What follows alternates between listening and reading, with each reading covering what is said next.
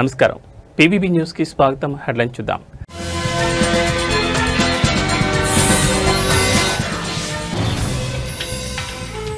ఈ నెల 15న తెలంగాణ కేబినెట్ భేటీ, హైకోర్టు తీర్పుపై ప్రధానంగా చర్చ.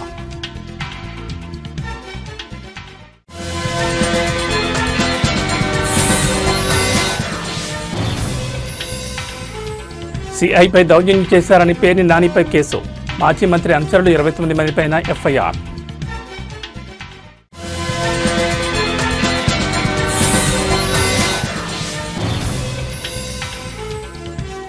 అనిల్ అంబానీకి షాక్, రిలయన్స్ పవర్ కీలక అధికారిని అరెస్ట్ చేసిన ఈడీ.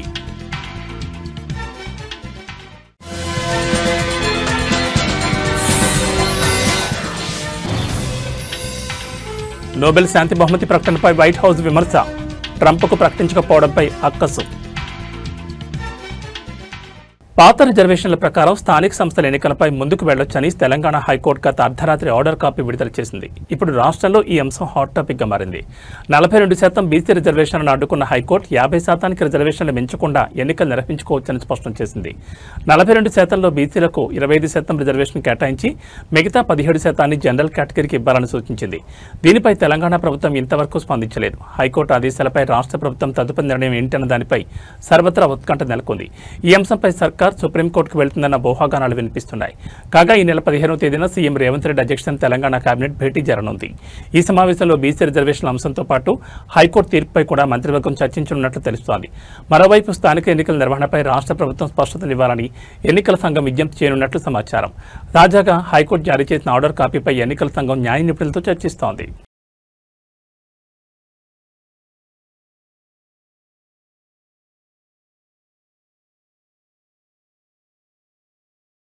నోబెల్ శాంతి బహుమతిని ఈ ఏడాదికి వెనిజువేలా ప్రతిపక్ష నేత మరియు కోరినా మచాడో ప్రకటించిన విషయం తెలిసిందే. దీంతో ఈ బహుమతిపై ఆశలు పెంచుకున్న అమెరికా అధ్యక్షుడు డొనాల్డ్ ట్రంప్ కు నిరాశ తప్పలేదు. ఈ విషయంలో అమెరికా అధ్యక్ష భవనం వైట్ హౌస్ ఓ అడుగు ముందుకేసి ట్రంప్ కు శాంతి బహుమతి వచ్చినట్లు మిస్టర్ పీస్ ప్రెసిడెంట్ అంటూ ప్రచారం కూడా చేసింది. తీరా నోబెల్ దక్కకపోవడంతో అక్కసు పెంచుకున్న వైట్ హౌస్ నోబెల్ కమిటీపై విమర్శలు చేసింది. బహుమతి ప్రకటనను రాజకీయం చేశారని ఆరోపించింది. ఈ విమర్శలపై నోబెల్ కమిటీ తాజాగా స్పందించింది. నోబెల్ అవార్డుల ఎంపికకు ముందు అన్ని రకాలుగా పరిశీలన జరుపుతాం. అవార్డు అందుకోవడానికి అన్ని అర్హతలు ఉన్నాయని నిర్ధారించుకున్న తర్వాత ఎంపిక చేస్తాం. నోబెల్ ప్రైజ్కు ఎంపికలు ప్రధానంగా అభ్యర్థి చేసిన పనులను పరిగణలోకి తీసుకుని ఆల్ఫ్రెడ్ నోబెల్ వీలునామా ప్రకారమే అభ్యర్థులను ఎంపిక చేస్తామని పరోక్షంగా వైట్ హౌస్ కు చురకలు వేసింది. నోబెల్ పీస్ ప్రైజ్ ఎంపికలను ఈ నియమాలనే పాటించామని స్పష్టం చేసింది. ఏటా నోబెల్ శాంతి బహుమతి కోసం తమకు వేలాదిగా దరఖాస్తులు వస్తాయని కమిటీ తెలిపింది. వాటన్నింటినీ పరిశీలించి నిజంగా శాంతి కోసం కృషి చేసిన వారిని బహుమతి కోసం ఎంపిక చేస్తామని, ఇందులో ఇతర అంశాలేవీ ప్రభావం చూపబోవని స్పష్టం చేసింది.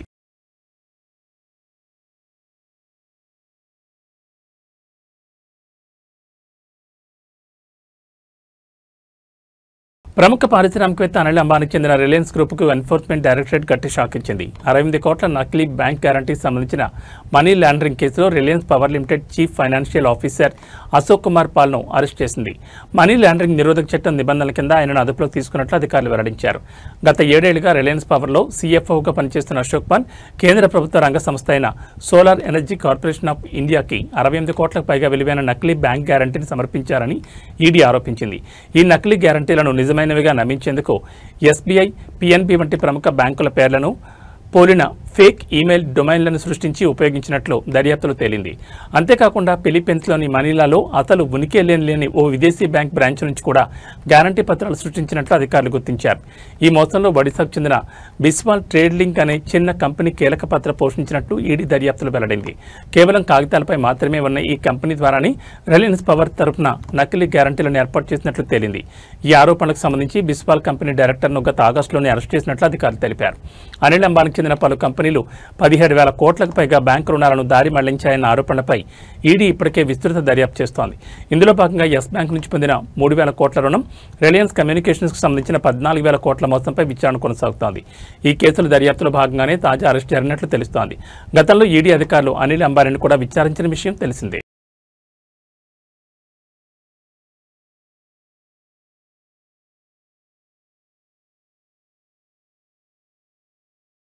ఆంధ్రప్రదేశ్ మాజీ మంత్రి వైసీపీ సీనియర్ నేత పేర్ని నానిపై పోలీసులు కేసు నమోదు చేశారు. పోలీసు అధికారి విధులకు ఆటంకం కలిగించారని, ఆర్పేట సీఐ యేసుబాబుపై దౌర్జన్యం చేశారని చిలకలపూడి స్టేషన్లో ఈ మేరకు కేసు నమోదైంది. మాజీ మంత్రితో పాటు ఆయన అనుచరులు మరో 29 మందిపైన పోలీసులు ఎఫ్ఐఆర్ నమోదు చేశారు. నిన్న వైసీపీ నేత సుబ్బన్నను ఓ కేసు విచారణ కోసం పోలీసులు పిలిచారు. ఈ క్రమంలో అక్కడికి వెళ్లిన పేర్ని నాని సీఐ విధులకు ఆటంకం కలిగించడంతో పాటు హల్చల్ చేశారు. సీఐతో పేర్ని నాని గొడవకు దిగారు. మెడికల్ కాలేజ్ ధర్నా కేసులో తన అనుచరుని వేధిస్తున్నారని, విచారణ పేరుతో రోజు స్టేషన్కి పిలుస్తున్నారని ఆగ్రహం వ్యక్తం చేశారు. వైసీపీ మళ్లీ అధికారంలోకి రాగానే తానంటే ఏమిటో ఏపీ పోలీసులకు చూపిస్తానని పేర్ని నాని హెచ్చరించారు. ఈ ఉదంతానికి సంబంధించిన వీడియో సోషల్ మీడియాలో వైరల్గా మారడంతో తీవ్రంగా పరిగణించిన ఎస్పీ మాజీ మంత్రిపై కేసు నమోదు చేయాలని ఆదేశించారు.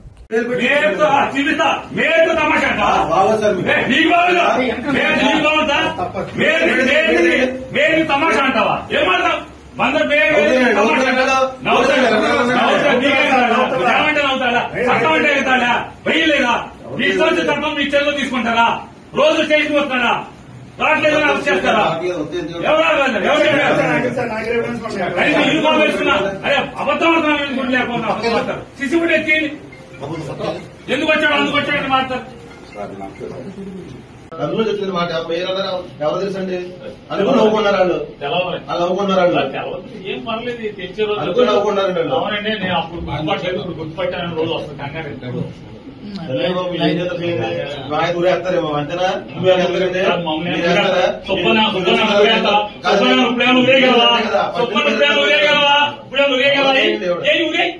నీ చాలా ఊరే సుబ్బన్ నువ్వేం చేయగలవు?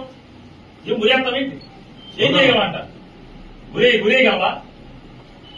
వారం రోజు సోమవారం దాకా జైల్లో పెడతావు. అంత మీరు చేసేది సబ్ జైల్లో పెట్టగలవు. అంత మీరు చేయగలిగేదా? ఊరేస్తారా? ఊరే చెప్తాను. గడువు ముగిసినా జరగకుండా నిలిచిపోయిన స్థానిక సంస్థల ఎన్నికల నిర్వహణకు హైకోర్టు మార్గం సుగమం చేసింది. బీసీలకు 42% రిజర్వేషన్లు కల్పిస్తూ ప్రభుత్వం జారీ చేసిన జీవో 9ను నిలిపివేసిన ధర్మాసనం పాత విధానం ప్రకారమే ఎన్నికలతో ముందుకు వెళ్లొచ్చని రాష్ట్ర ఎన్నికల సంఘానికి స్పష్టతనిచ్చింది. మొత్తం రిజర్వేషన్లు ఏ పరిస్థితిలోనూ 50% పరిమితిని దాటకూడదని తేల్చెప్పింది. ప్రభుత్వం ఇటీవల తీసుకొచ్చిన జీవో 9తో పాటు ఎన్నికల ప్రక్రియకు సంబంధించిన జీవోలు 41, 42లను సవాల్ చేస్తూ దాఖలైన పిటిషన్లపై ప్రధాన న్యాయమూర్తి justice Aparesh Kumar Singh, justice GM మొహియుద్దీన్లతో కూడిన ధర్మాసనం విచారణ జరిపింది.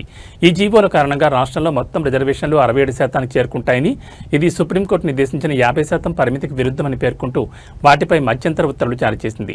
దీనికి సంబంధించిన పూర్తి ఉత్తర్వులు శుక్రవారం రాత్రి అందుబాటులోకి వచ్చాయి. సుప్రీంకోర్టు గతంలో రాహుల్ రమేష్ వాక్ కేసులు ఇచ్చిన తీర్పును ధర్మాసనం ప్రస్తావించింది. ట్రిపుల్ టెస్ట్ నిర్వహించే పరిస్థితి లేనప్పుడు దామాషా ప్రకారం కేటాయించిన సీట్లను ఓపెన్ కేటగిరీగా నోటిఫై చేసి ఎన్నికలు నిర్వహించవచ్చని ఆ తీర్పులో పేర్కొన్న విషయాన్ని గుర్తు చేసింది. ఇప్పుడు కూడా అదే విధానాన్ని అనుసరించి ఎన్నికలు జరపొచ్చని సూచించింది. అంతకుముందు ప్రభుత్వం తన వాదనలు వినిపిస్తూ ట్రిపుల్ టెస్ట్కి అనుగుణంగానే కమిషన్ ఏర్పాటు చేసి నివేదిక ఆధారంగా రిజర్వేషన్లు కల్పించామని తెలిపింది. 50% పరిమితి అనేది కఠినమైన నియమం కాదని, ప్రత్యేక పరిస్థితుల్లో సవరించుకోవచ్చని వాదించింది. అయితే ఈ వాదనలతో ప్రాథమికంగా ఏకీభవించని ధర్మాసనం వికాస్ కిషన్ రావు కవాలి కేసులో సుప్రీంకోర్టు విధించిన 50% పరిమితిని ప్రభుత్వం అమలు చేయడంలో విఫలమైందని అభిప్రాయపడింది. స్థానిక సంస్థల ఎన్నికల షెడ్యూల్ను రాష్ట్ర ఎన్నికల కమిషనర్ రాణి కుముదిని ప్రకటించారు. దీనికి సంబంధించి మరింత సమాచారం మా ప్రతినిధి నాగేశ్వరాచారిని అడిగి తెలుసుకుందాం. నాగేశ్వరాచారి, స్థానిక సంస్థల ఎన్నికల షెడ్యూల్ వివరాలు ఏంటి? రాష్ట్ర ఎన్నికల కమిషనర్ దీనికి సంబంధించిన షెడ్యూల్ ప్రకటించారు. మొత్తం 5 విడతల్లో స్థానిక సంస్థల ఎన్నికలు నిర్వహించే విధంగా ప్రణాళిక ప్రకటించారు. 2 విడతలు ముందుగా ఎంపీటీసీ, జెడ్పీటీసీ ఎన్నికలు, ఆ తర్వాత పంచాయతీలకు, వార్డులకు ఎన్నికలు నిర్వహించాలని రాష్ట్ర ఎన్నికల కమిషనర్ నిర్ణయించింది. ఈ మేరకు షెడ్యూల్ ప్రకటించారు. మొత్తం 5 విడతల్లో ఎన్నికలు జరగనున్నాయి. వీటికి సంబంధించిన పూర్తి షెడ్యూల్ ను కూడా ప్రకటించారు. ముందుగా ఎంపీటీసీ, జెడ్పీటీసీ ఎన్నికలు 2 విడతల్లో నిర్వహించనున్నారు. ఆ తర్వాత పంచాయతీలకు 3 విడతల్లో వాటికి సంబంధించిన ఎన్నికలు నిర్వహించే విధంగా చేశారు. మొత్తం అంటే ఈ రోజు షెడ్యూల్ ప్రకటించారు. వెంటనే ఎన్నికల కోడ్ అమల్లోకి వస్తుందని రాష్ట్ర ఎన్నికల కమిషనర్ ప్రకటించారు. అయితే నోటిఫికేషన్ మాత్రం ఈ నెల 9వ తేదీన విడుదల చేయాలని ఎన్నికల కమిషన్ నిర్ణయించింది. ఈ నెల 8వ తేదీన హైకోర్టులో కూడా కేసు విచారణ ఉంది కాబట్టి దాని తర్వాతే ఎన్నికలకు వెళ్లాలని ఆలోచనతో దీన్ని ఈ విధంగా నిర్వహించారు. అయితే ఎంపీటీసీ, జెడ్పీటీసీ ఎన్నికలకు సంబంధించి ఈ నెల 9వ తేదీన అంటే అక్టోబర్ 9వ తేదీన మొదటి విడతకు సంబంధించిన నోటిఫికేషన్ రానుంది. అదే రోజు నామినేషన్ల ప్రక్రియ ప్రారంభిస్తారు. అదేవిధంగా రేపు 13వ తేదీన 2వ విడత ఎన్నికలకు సంబంధించిన షెడ్యూల్, అదే నోటిఫికేషన్, నామినేషన్ ప్రారంభం కాబోతున్నాయి. ఆ తర్వాత నామినేషన్లు అన్ని స్వీకరించిన తర్వాత దానికి సంబంధించిన ప్రక్రియ కూడా నామినేషన్ల స్వీకరణ, అదేవిధంగా చివరి గడువు, చివరి తేదీ, ఉపసంహరణ, వారికి సంబంధించిన షెడ్యూల్ అంతా కూడా పూర్తిగా చేసిన తర్వాత మొదటి విడత ఎన్నికలు అక్టోబర్ 23వ తేదీన ఉదయం 7 గంటల నుంచి 5 గంటల వరకు మొదట ఎంపీటీసీ, జెడ్పీటీసీ ఎన్నికల పోలింగ్ తో ప్రారంభం కానుంది. అదేవిధంగా రెండో విడత అక్టోబర్ 27వ తేదీన కూడా జరగనుంది. వాటికి సంబంధించిన ఏర్పాట్లన్నీ కూడా ఇప్పటికే చేసినట్టుగా రాష్ట్ర ఎన్నికల కమిషనర్ ప్రకటించారు. వీటికి సంబంధించి నవంబర్ 11వ తేదీన జెడ్పీటీసీ, ఎంపీటీసీ ఎన్నికలకు సంబంధించిన ఫలితాలను ప్రకటించి ఆ తర్వాత మళ్ళీ పంచాయతీ ఎన్నికలకు సంబంధించిన షెడ్యూల్ ను కూడా వాటికి సంబంధించిన ఎన్నికల నిర్వహణ కోసం చేసే విధంగా ఎన్నికల కమిషన్ వాటికి సంబంధించిన ప్రక్రియ అంతా కూడా చేపట్టారు. వాటికి సంబంధించి ఈ ప్రక్రియ అంతా ముగిసిన తర్వాత పంచాయతీ ఎన్నికలు అంటే వార్డులకు, అదేవిధంగా సర్పంచ్ ఎన్నికలకు సంబంధించిన ప్రక్రియ ప్రారంభించనున్నారు. అక్టోబర్ 17వ తేదీన మొత్తం 3 విడతల్లో పంచాయతీ ఎన్నికలు జరగనున్నాయి. అక్టోబర్ 17వ తేదీన మొదటి విడత నామినేషన్లు, వాటికి సంబంధించిన ప్రక్రియ ప్రారంభం కానుంది. రెండో విడత అక్టోబర్ 21న, మూడో విడత అక్టోబర్ 25న ప్రారంభం కానుంది. వాటికి సంబంధించిన నామినేషన్స్ అన్ని స్వీకరించిన తర్వాత అక్టోబర్ 21వ తేదీన మొదటి విడత ఎన్నికలు, అదేవిధంగా నవంబర్ 4వ తేదీన రెండో విడత, నవంబర్ 8వ తేదీన మూడో విడత నిర్వహించి వాటికి సంబంధించిన ఫలితాలను కూడా వేర్వేరు తేదీల్లోనే చేయాలని వాటిని నిర్వహించారు. మొదటి విడత ఈ నెల 31వ తేదీన మొదటి విడత ఫలితాలు, నవంబర్ 4వ తేదీన రెండో విడత, అదేవిధంగా 8వ తేదీన అంటే వాటిని జరిగిన రోజునే వాటికి సంబంధించిన ఫలితాలన్నీ కూడా ప్రకటించే విధంగా ఎన్నికల కమిషన్ షెడ్యూల్ ప్రకటించింది. కలియుగ ప్రత్యక్ష దైవం తిరుమల శ్రీ వెంకటేశ్వర స్వామివారిని నిత్యం వేలాది మంది భక్తులు దర్శించుకుంటారు. ఈ క్రమంలో తిరుమలలో భక్తుల రద్దీ కొనసాగుతోంది. నేడు శ్రీవారి దర్శనానికి 20 గంటల సమయం పడుతోంది. శ్రీ వెంకటేశ్వర స్వామివారి సర్వదర్శనానికి భక్తులు కృష్ణతీజ గెస్ట్ హౌస్ వరకు బారులు తీరున్నారు. క్యూ లైన్లోని భక్తులకు శ్రీవారి సేవకుల ద్వారా అన్నప్రసాదం, పాలు, త్రాగునీరు అందిస్తున్నారు. నిన్న శ్రీవారిని 74,468 మంది భక్తులు దర్శించుకున్నారు. 26,878 మంది తలనీలాలు సమర్పించుకున్నారు. శ్రీవారి హుండీ ఆదాయం 3.86 కోట్లు వచ్చిందని టీటీడీ అధికారులు తెలిపారు. భక్తులు వివిధ రాష్ట్రాల నుంచి భారీగా తరలివచ్చారు. నిరంతరం కొనసాగుతోంది భక్తజన ప్రవాహంతో సామాన్య భక్తులకు స్వామివారి దర్శనం కష్టంగా మారింది. ఈ మేరకు టోకెన్లు లేని భక్తుల దర్శనానికి సుమారు 24 గంటల సమయం పడుతోంది. బ్రహ్మోత్సవాల సమయంలో రద్దీ పెరిగింది. ఇంకా ఆ రద్దీ అలాగే ఉంది. తిరుమల వీధులన్నీ భక్తులతో కిటకిటలాడుతున్నాయి. అన్ని కంపార్ట్మెంట్లు భక్తులతో కిక్కిరిసిపోయి శిలాతోరణం వరకు భక్తుల క్యూ లైన్ ఉంది. మాడ వీధులు గోవింద నామ స్మరణలతో మారుమోగిపోతున్నాయి. తమిళనాడుకు చెందిన ఎక్కువ మంది భక్తులు తిరుమలకు చేరుకుంటున్నారు.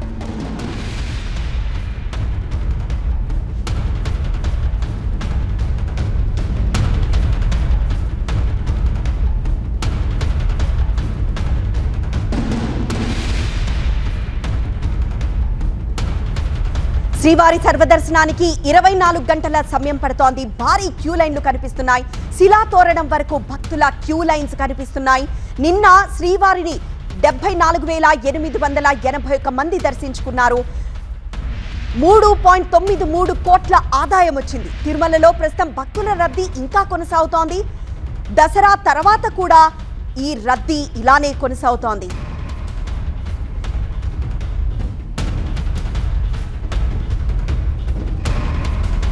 నెల్లూరు సిటీలోని వైఎస్ఆర్ కాంగ్రెస్ పార్టీ కార్యాలయంలో మాజీ మంత్రి కాకాని గోవర్ధన్ రెడ్డి మెడికల్ కళాశాలల ప్రైవేటీకరణను వ్యతిరేకిస్తూ కోటి సంతకాల సేకరణ ప్రజా ఉద్యమం పోస్టర్ను ఆవిష్కరించారు. ఈ కార్యక్రమంలో ఎమ్మెల్సీలు, మాజీ ఎమ్మెల్యేలు పాల్గొన్నారు. రాష్ట్ర ఆస్తులను ప్రైవేట్ పరం చేయడాన్ని వైసీపీ వ్యతిరేకిస్తోందని కాకాని అన్నారు. అక్టోబర్ 10 నుంచి నవంబర్ 22 వరకు 42 రోజుల పాటు అన్ని గ్రామాలు, పట్టణాల్లో ప్రజల నుంచి సంతకాలు సేకరిస్తామని ఆయన తెలిపారు.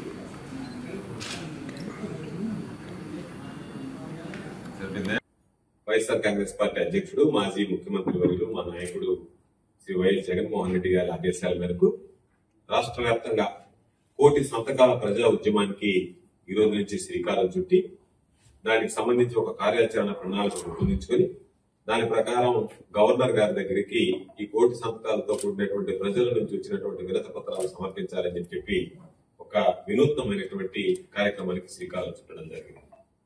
దానికి సంబంధించి ఈ రోజు నుంచి ఈ సంతకాలకు సంబంధించి సంతకాల సేకరణ కార్యక్రమాన్ని ప్రారంభిస్తున్నాం. అందులో భాగంగా ఈరోజు పోస్టర్ ఆవిష్కరించడం, నెల్లూరు జిల్లాకు సంబంధించి ఉదయగిరి నియోజకవర్గంలో లాంఛనంగా కూడా ఈరోజు ఆ కార్యక్రమాన్ని ప్రారంభించడం జరుగుతుంది.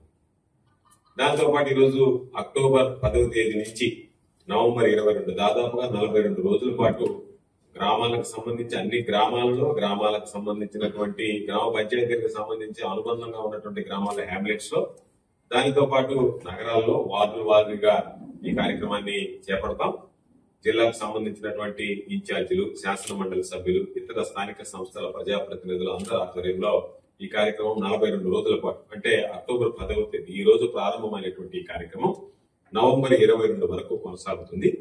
అందులో భాగంగా నా మధ్యలో అక్టోబర్ 28వ తేదీన నియోజకవర్గ వారీగా ప్రజలకు సంబంధించి ఈ కార్యక్రమం చేపట్టడానికి ఉన్నటువంటి కారణాలని ప్రజలందరికీ కూడా తెలియజెప్పడానికి అక్టోబర్ 28వ తేదీన నియోజకవర్గ స్థాయిలో ర్యాలీలు నిర్వహిస్తాం. అదేవిధంగా నవంబర్ 12వ తేదీన జిల్లా స్థాయిలో ర్యాలీలు నిర్వహిస్తాం. నియోజకవర్గ స్థాయిలో ర్యాలీలు నిర్వహించి అక్కడ ఉన్నటువంటి ఆర్డీఓ గాని లేదా తహసీల్దార్ గాని ఎవరింటే వాళ్ళకి అక్కడ వినతి పత్రాలు కూడా నవంబర్ 12వ తేదీ జరిగేటువంటి కార్యక్రమంలో ఆ రోజు నవంబర్ 12వ తేదీన జిల్లా కలెక్టర్ గారికి ర్యాలీగా వెళ్లి వినతి పత్రం సమర్పించడం జరుగుతుంది.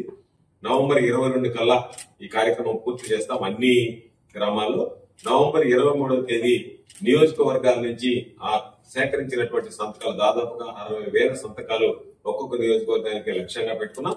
60,000 సంతకాలు నియోజకవర్గాల నుంచి జిల్లాకు వస్తాయి. జిల్లా కార్యాలయానికి, జిల్లా కార్యాలయంలో వాటిని రిసీవ్ చేసుకున్న తర్వాత 24వ తేదీ జిల్లా కార్యాలయం నుంచి కేంద్ర కార్యాలయానికి పంపించడం జరుగుతుంది. దీని వెనక ఇప్పటికే అనేక రకాలైనటువంటి డిమాండ్లు ఈరోజు తీసుకురావడం జరిగింది ప్రభుత్వానికి.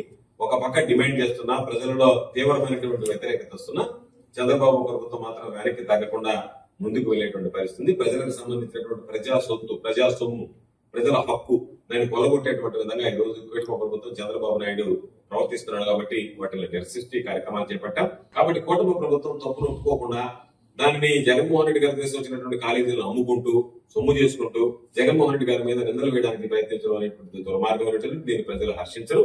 అందులో భాగంగా ఈ రోజు ఏదైతే ప్రజలకు సంబంధించినటువంటి ఆస్తి, వేల కోట్ల రూపాయల భూములు, వేల కోట్ల రూపాయలకు ఇప్పుడు కట్టినటువంటి కట్టడాలు, వీటన్నిటిని ప్రైవేట్ పాలు చేస్తాం, ప్రజలకు పేద విద్యార్థులకి వైద్య విద్య దూరం చేస్తాం, ప్రజలకు వైద్యం దూరం చేస్తాం అన్నట్టుగా ఈ ప్రభుత్వం ప్రవర్తిస్తుంది. కాబట్టి దాన్ని ఖండిస్తూ ప్రభుత్వ రంగంలోనే ప్రభుత్వ ఆధీనంలోనే ఈ మెడికల్ కళాశాలలు నడవాలి తప్ప ప్రైవేట్ వ్యక్తులకు ఇవ్వడానికి లేదు.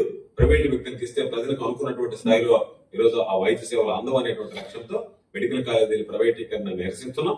అన్ని పార్టీలు, అన్ని విద్యార్థి సంఘాల దగ్గర నుంచి, ప్రజా సంఘాల దగ్గర నుంచి, పౌర హక్కుల సంఘాల దగ్గర నుంచి, మేధావుల దగ్గర నుంచి అన్ని రకాలైనటువంటి వాళ్ళు వ్యతిరేకిస్తున్నా చంద్రబాబు మాత్రం ముందుకు వెళ్లేటువంటి పరిస్థితి కనిపిస్తుంది. కాబట్టి చంద్రబాబు నాయుడు చేస్తున్నటువంటి ఈ వింత ధోరణి, విచిత్రపు పోకడలు, అవినీతి అలవాలంగా మారినటువంటి ఆంధ్ర రాష్ట్రంలో ఉన్నటువంటి ఈ కార్యక్రమాలను అడ్డుకోవాలనేటువంటి లక్ష్యంతో జగన్మోహన్ రెడ్డి గారు దీనికి సంబంధించి ఒక సుదీర్ఘమైనటువంటి ఏదో మాట్లాడడం, చేయడం, వదిలేయడం కాకుండా ఒక సుదీర్ఘ కాలంగా ఈ ఉద్యమాన్ని చేపట్టి ఈ ప్రభుత్వం మీద ఒత్తిడి తెచ్చి చంద్రబాబు మెడలు వచ్చి ప్రైవేటీకరణని విరమించుకునే దాకా పోరాడాలనేటువంటి నిర్ణయం తీసుకున్నాం. అందులో భాగంగా ఈరోజు అంచెలంచెలుగా ఈ కోటి సంతకాల సేకరణ ఉద్యమానికి సంబంధించి ఈ రోజు జిల్లా కార్యాలయంలో పెద్దలందరి సమక్షంలో శ్రీకారం చుట్టడం జరిగింది. ఇదే విధంగా రాబోయేటువంటి రోజుల్లో వైఎస్ఆర్ కాంగ్రెస్ పార్టీ ప్రజల పక్షాన నిలబడి ప్రజలకు సంబంధించినటువంటి వాటిలో ప్రభుత్వం తీసుకున్నటువంటి ప్రజా వ్యతిరేక విధానాల పట్ల మా పోరాటం కొనసాగుతుంది. మెడికల్ కాలేజీల విషయంలో మా పోరాటం కొనసాగుతుందని చెప్పి ఈ సందర్భంగా స్పష్టం. ఆస్ట్రేలియా పర్యటనకు ముందు టీమిండియా స్టార్ బ్యాటర్ మాజీ కెప్టెన్ రోహిత్ శర్మ ప్రాక్టీస్ జోరుగా కొనసాగుతోంది. అభిషేక్ నాయర్ ఆధ్వర్యంలో శుక్రవారం నాడు సుమారు 2 గంటల పాటు అతడు సాధన చేశాడు. భారీ షాట్లాడాడు. ఈ క్రమంలో రోహిత్ కొట్టిన ఓ భారీ 6 దెబ్బకు బంతి వెళ్లి నేరుగా పార్కింగ్ లో ఉన్న తన లంబోర్గిని కారు అద్దాలను బద్దలు కొట్టింది. అయితే శివాజీ పార్క్ లో రోహిత్ శర్మను చూసేందుకు ఫ్యాన్స్ భారీగా తరలివచ్చారు. ప్రాక్టీస్ అయిపోయిన తర్వాత వెళ్లేందుకు రెడీ అవుతున్న అతడి దగ్గరకు చిన్నారి ఫ్యాన్ వచ్చేందుకు ప్రయత్నించాడు. కానీ రోహిత్ సెక్యూరిటీ ఆ పిల్లాన్ని ఆపేందుకు ట్రై చేశారు. ఇది గమనించిన హిట్ మ్యాన్ వారిపై ఆగ్రహం వ్యక్తం చేశాడు. ఈ వీడియో కూడా సోషల్ మీడియాలో వైరల్ అయింది. చివరికి ఆ చిన్నారితో రోహిత్ మాట్లాడారు. ప్రాక్టీస్ సెషన్లో రఘువంశీ సహా మరికొంతమంది ప్లేయర్స్ పాల్గొన్నారు. ఈ నెల 19వ తేదీన పెర్త్లో ఆస్ట్రేలియాతో జరిగే 3 మ్యాచ్ల వన్డే సిరీస్ స్టార్ట్ కానుంది. రోహిత్ శర్మ భారత్ తరఫున చివరిగా ఈ ఏడాది ఫిబ్రవరిలో ఛాంపియన్స్ ట్రోఫీలో మ్యాచ్ ఆడాడు.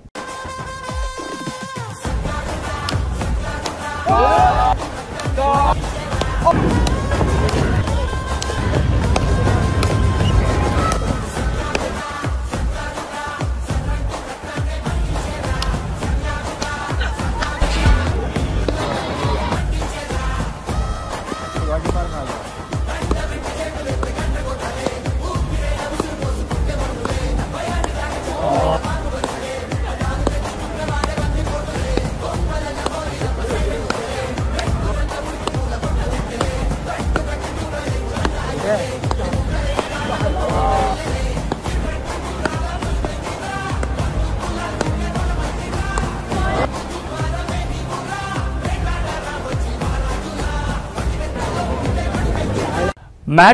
స్క్వేర్ ఆయ్ వంటి హిట్ చిత్రాల ద్వారా హీరోగా మంచి గుర్తింపు పొందిన నారిన నితిన్ వివాహం హైదరాబాద్ శివారు శంకర్పల్లిలో లక్ష్మీ శివానితో అత్యంత వైభవంగా జరిగింది. నితిన్ బావ మ్యాన్ ఆఫ్ మ్యాసెస్ ఎన్టీఆర్ తన భార్య లక్ష్మీ ప్రణయ్తో కలిసి అతిథులను ఆహ్వానించడం వివాహ వేడుకలో ప్రత్యేక ఆకర్షణగా మారింది. ఇందుకు సంబంధించిన వీడియో సోషల్ మీడియాలో వైరల్గా మారగా నితిన్కి ఎన్టీఆర్ ఎలాంటి గిఫ్ట్ ఇచ్చి ఉంటాడని అభిమానులు చర్చించుకుంటున్నారు. వధువు తల్లిదండ్రులకు విక్టరీ వెంకటేష్ ఫ్యామిలీతో బంధుత్వం ఉంది. ఇక నితిన్ కెరీర్ పరంగా చూసుకుంటే ఈ ఏడాది జూన్లో శ్రీ రాజావారితో ప్రేక్షకుల ముందుకు వచ్చాడు. ప్రస్తుతం పలు కొత్త చిత్రాలు చర్చల దశలో ఉన్నాయి.